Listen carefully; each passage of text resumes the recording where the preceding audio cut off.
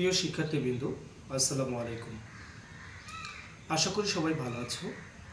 আজকে আমাদের আলোচ্য বিষয় হচ্ছে ইঞ্জিনিয়ারিং মেকানিক্সের ভারকেন্দ্র ও মোমেন্ট অফ ইনার্শিয়া। তো আমরা জানি এই টপিক্সটি খুবই গুরুত্বপূর্ণ একটি টপিক্স, যে টপিক্স থেকে বরাবরই চাকরির পরীক্ষা অথবা আমাদের যে বিভিন্ন প্রতিযোগিতামূলক পরীক্ষা রয়েছে সেগুলোতে কিন্তু এসে থাকে। আচ্ছা, এটি মূলত মেকানিক্যাল, পাওয়ার, সিভিল সব ধরনের ইঞ্জিনিয়ারিং ছাত্রদের জন্য গুরুত্বপূর্ণ একটি টপিক্স। তো আসো শুরু করা যাক ইঞ্জিনিয়ারিং মেকানিক্সের ভারকেন্দ্র ও মোমেন্ট অফ ইনার্শিয়া।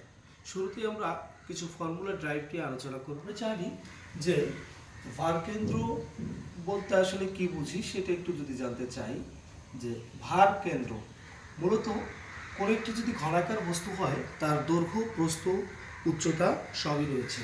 ধরে নিচ্ছে এই দৈর্ঘ্য, প্রস্থ, উচ্চতা সবই রয়েছে এবং তার যদি ওই ঘনবস্তুর যদি ওজন যে পয়েন্টটাতে কাজ করে তাকে মূলত আমরা ভারকেন্দ্র বলি। আর কেন্দ্র যদি বলি তাহলে মূলত জ্যামিতিক বা রেখাচিত্রের মাধ্যমে শুধুমাত্র যে আমরা একটা আয়তক্ষেত্র আঁকাইলাম, এই ক্ষেত্রের যে সেন্টার পয়েন্ট সেটাকে আমরা বলতেছি হচ্ছে কেন্দ্র। অথবা যদি একটি বৃত্ত হয় তাহলে তার যে একটি পয়েন্টে জ্যামিতিক চিত্রের মধ্যে যে পয়েন্টটি রয়েছে সেই পয়েন্টটিকে আমরা বলতে পারি হচ্ছে কেন্দ্র।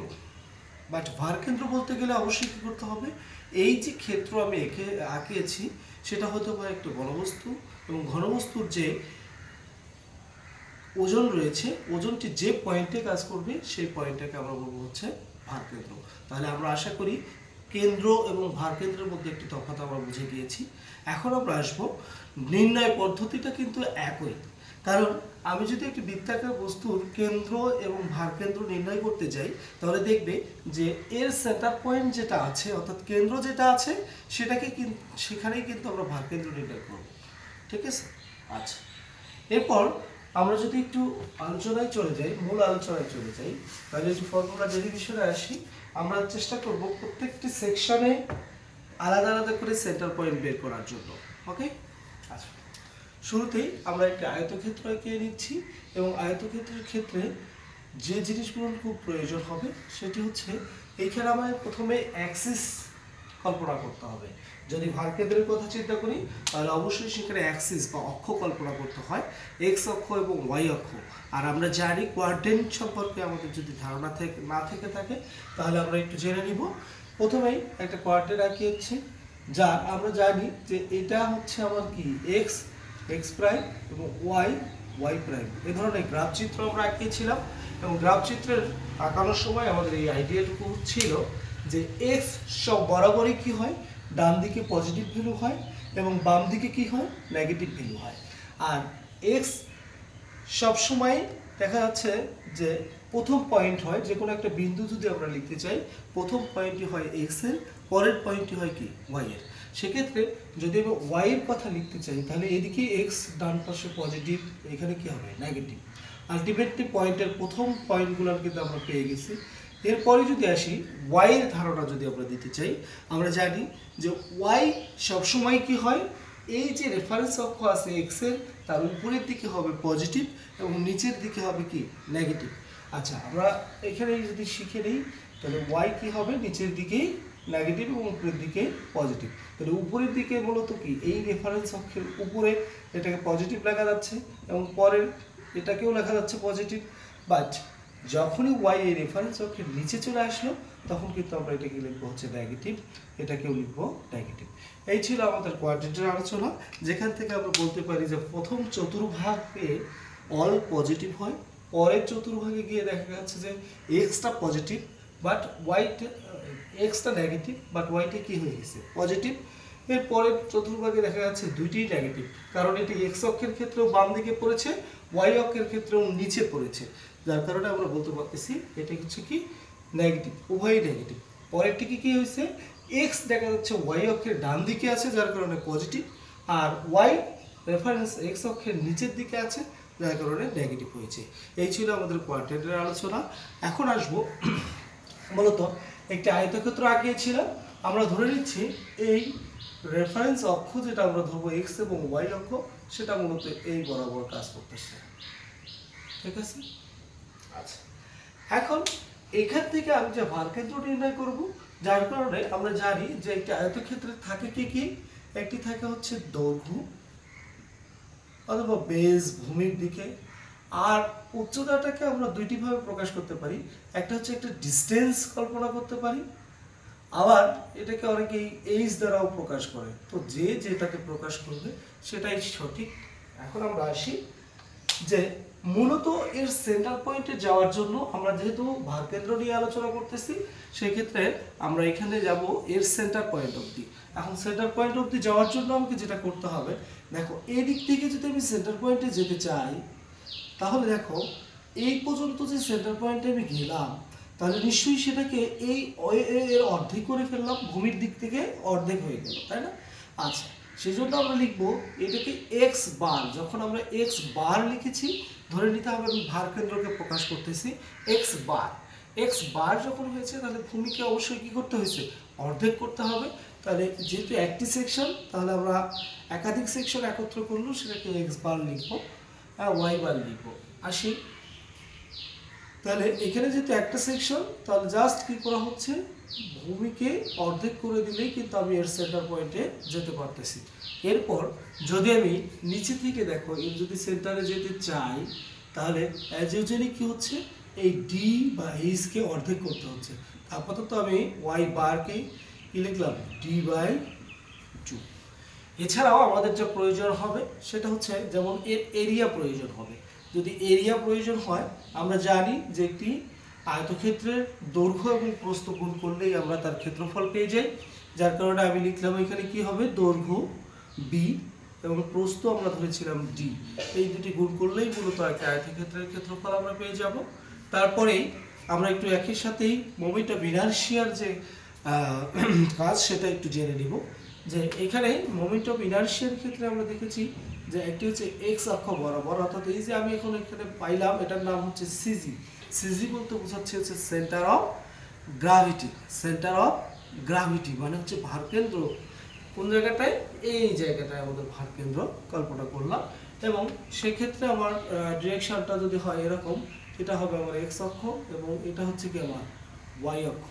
আমি বরাবরই একটি বিষয় বলতে চাই যে ভারকেন্দ্র এবং মোমেন্ট অফ ইনারশিয়া কখন কোন পারপাসে ইউজ হবে, সেটার জন্য আমরা যদি জানতে চাই যে যখনই আমি ভারকেন্দ্রর আলোচনা করব, তখন ধরে নিতে হবে সেখানে রেফারেন্স অক্ষ কোথায় আছে এবং সেখান থেকে এক্স পজিটিভ কিনা, ওয়াই পজিটিভ কিনা, এক্স নেগেটিভ, ওয়াই নেগেটিভ, এই ধরনের চিন্তাভাবনা আমাকে করে তারপর কিন্তু এক্স বার এবং ওয়াই বার নির্ণয় করতে হবে। বাট যখন আমি মোমেন্ট অফ ইনারশিয়ার কাজ করব, তখন শুধু মোমেন্ট অফ ইনারশিয়ার ক্ষেত্রে কখনোই আমি এক্স বা ওয়াই এর রেফারেন্স অক্ষের উপরে থাকলো, নিচে থাকলো, বামে ডানে এসব চিন্তা করার কোনো প্রয়োজন নাই। শুধুমাত্র আমি যে ওর সেন্টার পর্যন্ত যে ডিস্টেন্স, এটাকে সবসময় পজিটিভ ধরে আমরা ম্যাথ করব। আচ্ছা, আসি, তো আস্তে আস্তে আমরা জেনে যাবো সব কিছু। শুরুতেই যদি আমাকে এখানে এই এক্স এক্স দিয়ে বোঝানো হলো যে আমি এক্স জি লিখি, তাহলে আমি বলতেছি যে সেন্টার পয়েন্টে যদি আমি কি করতে চাই, এর মোমেন্ট অফ ইনারশিয়া নির্ণয় করতে চাই, তখন আসলে আমরা পেয়ে যাব যে বি ডি কিউ বাই 12 এবং আই ওয়াই জি যদি আমরা লিখি, তাহলে এখান থেকে পাবো আমরা ডি বি কিউ বাই 12।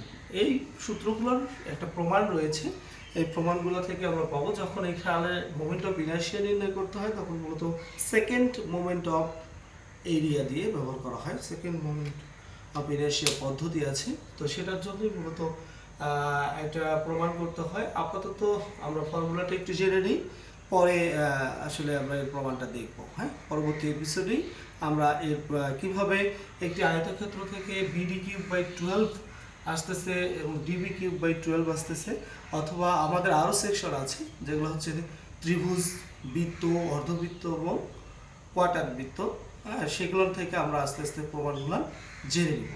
এখন আপাতত এখন এখানে আরেকটা জিনিস বোঝার বিষয় আছে, যদি এটা আই এক্স এর প্রতি অর্থাৎ আই এ বির কথা যদি বলতাম, অর্থাৎ এই যে ভূমির সাপেক্ষটাকে আমি ধরে নিচ্ছি যে এটা একটি এ পয়েন্ট, এটি একটি বি পয়েন্ট, সেক্ষেত্রে যেটা করতে হয়, যেহেতু এটা সিজি থেকে এই রেখাটা আমরা একটু খেয়াল করি এই সিজি এর যে রেখাটা রয়েছে এবং এই যে রেখাটা রয়েছে এই রেখাটা কিন্তু সমান্তরাল এবং এখানে কিন্তু একটা ফর্মুলা পড়ে যায় যার নাম হচ্ছে সমান্তরাল অক্ষীয় উপপাদ্য। কি বললাম আমরা?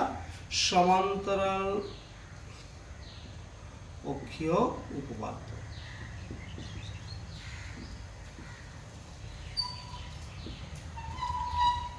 সমান্তরাল অক্ষীয় উপপাদ্য। এখন এই যে সমান্তরাল অক্ষীয় উপপাদ্যের ক্ষেত্রে আসো আই এ বি আসলে মূলত কি হবে সেক্ষেত্রে আমরা দেখব যে নিশ্চয়ই এটা সিজি থেকে এদিকে আসতে হচ্ছে, তার কারণে আমরা যেটা কাজ করব সেটা হচ্ছে আই জি, অর্থাৎ আমি সেন্টারে যা পেয়েছি এবং সেটার সাথে আমার কি আসবে এ এইচ স্কোয়ার, এই যে ডিস্টেন্সটা এই ডিস্টেন্সটা মেনটেন করতে আমাদের এইটুকু দরকার। এবং সমান্তরাল অক্ষীয় উপপাদ্যের আমরা একটা বিবৃতি আছে সেটা একটু দেখে নিব। সেটার সাথে কি হবে, অবশ্যই সেন্টারে যে মোমেন্টাম ইনারশিয়া পাওয়া যাবে তার সাথে এইচ স্কোয়ার যোগ করে নিতে হবে। আচ্ছা আসি তাহলে, তাই যদি হয় তাহলে এখানে কি হচ্ছে আইজি আমরা ক্যালকুলেশন করে পাবো b d cube by 12 plus area বলতে মূলত এই আয়তক্ষেত্রের এরিয়াকে বোঝানো হয়েছে। তাহলে আয়তক্ষেত্রের এরিয়া মূলত হয় কি বি এবং ডি গুণন এইচ। এই এইচটা হচ্ছে একটু বোঝার বিষয়। এইচ মূলত বোঝানো হয় এই যে নিচে থেকে, যেহেতু আমি এ বি পোরশনটা ধরেছি এখানটায়, এখান থেকে উচ্চতা যেটা আছে সিজি অবধি যে উচ্চতা আছে সেই উচ্চতার কি হবে বর্গ হবে। তাহলে আমরা এখানটা একটু খেয়াল করব, আমরা ধরেছিলাম টোটাল যে প্রস্থটা ছিল সেটা হচ্ছে ডি এবং সিজি পর্যন্ত যাওয়ার জন্য আমাদের ক্যালকুলেশন ওয়াই বার হয়েছিল ডি বাই 2। সেক্ষেত্রে এটার যে ডিস্টেন্স মূলত সেন্টার অবধি যাইতে সেটার নাম হচ্ছে কি ডি বাই 2 এবং তার উপর কি ছিল বর্গমূল ছিল। এখন এইটুকু যদি আমি ক্যালকুলেশন করি দেখা যাবে বি ডি কিউব বাই কি হচ্ছে 12 প্লাস এখানে যদি আমি গুণন করি দেখা যাচ্ছে বি ডি কিউব বাই কি হয়ে যাচ্ছে 4। আলটিমেটলি এটা যদি আমি একটু লসাগু করে দেখি তাহলে লসাগু হবে 12, তারপর এখানে কি হচ্ছে b b d cube plus b d cube. আচ্ছা তারপরেই যদি আমরা লিখি তাহলে 3 বি ডি কিউব এখানটায় আসলো, আলটিমেটলি এটা দাঁড়ানো হচ্ছে কি 4 বি ডি কিউব বাই 12। তাহলে ফাইনালি যে ইকুয়েশন দাঁড়াচ্ছে সেটা হলো কি বি ডি কিউব বাই 3। তাহলে এই যে ইকুয়েশনটি এটি মূলত কখনো যদি আমাদের অঙ্কে বলে দেয় যে ভূমির সাপেক্ষে মোমেন্ট অফ ইনারশিয়া নির্ণয় করো কার আয়তক্ষেত্রে, তখন আমি সরাসরি বি ডি কিউব বাই 3 দিয়েও কিন্তু ম্যাথটা সলভ করতে পারব। আচ্ছা এরপরে এখান থেকে আরো একটা আলোচনা আছে। যদি এখন মনে করি যে আমি এই আয়তক্ষেত্রটা যদি ভারকেন্দ্রিক কথায় আসি, যদি ব্যাপারটা হচ্ছে এরকম যদি থাকতো, আচ্ছা আমি এইটুকু একটু মিশিয়ে নিই।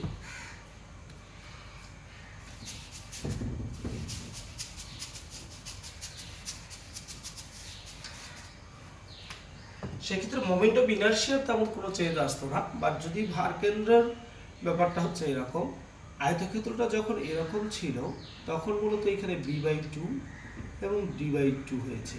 বাট আয়তক্ষেত্রটা যদি রেফারেন্স অক্ষের ঠিক এপাশে থাকতো তাহলে একটু খেয়াল করবে যে এখানকার ওয়াই বার এটা হয়েছিল, এটা এক্স বার হয়েছিল।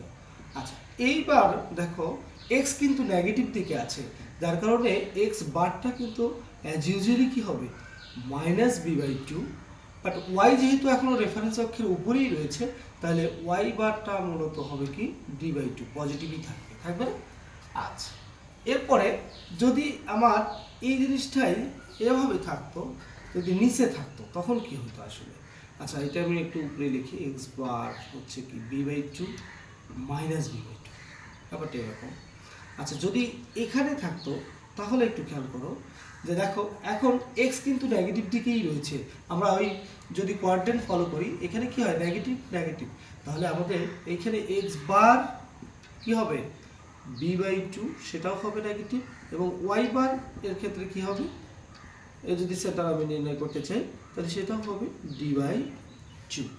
আবার এদিক থেকে যদি হয় তাহলে জাস্ট কোয়াড্রেন্ট অনুসারেই আমাদের যেটা দেখা যাচ্ছে এখানে মূলত এক্স বার হবে কি পজিটিভ কারণ এটা ডান দিকে রয়েছে এবং ওয়াই বার দেখো কিন্তু নিচে আছে, তার কারণে এটা কি হবে -d/2। এই যে শকটি, এই শকটি মূলত কাজ করবে হচ্ছে ভার কেন্দ্রের ক্ষেত্রে, not moment of inertia. Moment of ইনার্শিয়ার ক্ষেত্রে কিন্তু এটি কাজ করবে না। সেম প্রসিডিউরে আমরা পরবর্তী এপিসোডগুলোতে এই আয়তক্ষেত্রের প্রমাণ দেখাবো এবং অন্যান্য যে ফর্মুলাগুলো রয়েছে সেই ফর্মুলাগুলো নিয়ে আলোচনা করব। ধন্যবাদ সকলকে।